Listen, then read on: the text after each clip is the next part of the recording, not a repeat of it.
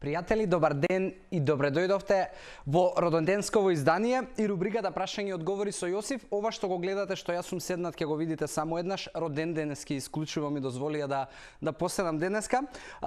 Имаме за денес 5 прашања кои што ги издвоив да ги одговориме и да донесеме некаква вредност за кои што сметав дека е добро да се слушнат. На крај ќе дадам и една вонредна изјава од Светска здравствена организација по повод роденденот на утринска на Телма. Како и да е, прашањата кои што ги гледате овдека се поставувани најголем дел на Инстаграм и истото секој од вас го охрабрувам да го прави користејќи го хаштагот Ask Јосиф на социјални мрежи, комуницирајќи ме можеби во приватна порака преку социјалните мрежи или пак доколку сакате може тоа да го направите телефонски на броевите на телевизија Телма и доколку не успеам да најдам одговор веднаш да го оставиме одговорот за вашето прашање во некоја наредна рубрика. И доаѓа од Валмир 80 кој што прашува дали креатинот е добар за рекреативци и колку долго може да се користи.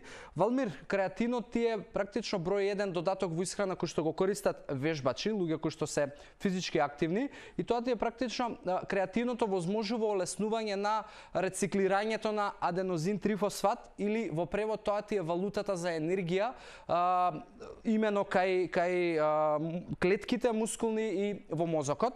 Сега за креатин телото може и само да создава доколку внесуваш доволно протеин затоа што може да го продуцира од аминокиселините. Друга работа, внесувајќи месо исто така ќе внесуваш креатин и способноста да телото складира доволно креатин е поврзана со тоа и колку си физички активен. И доколку сакаш да користиш креатин и си рекреативец, слободно прави го тоа, не е ништо опасно.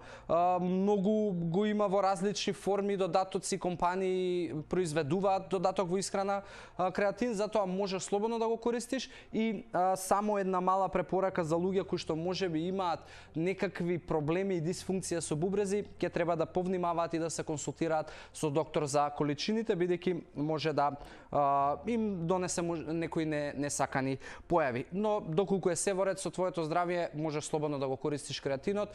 Колку долго, колку што ти мислиш да си физички активен, додека не си ја постигнеш својата цел.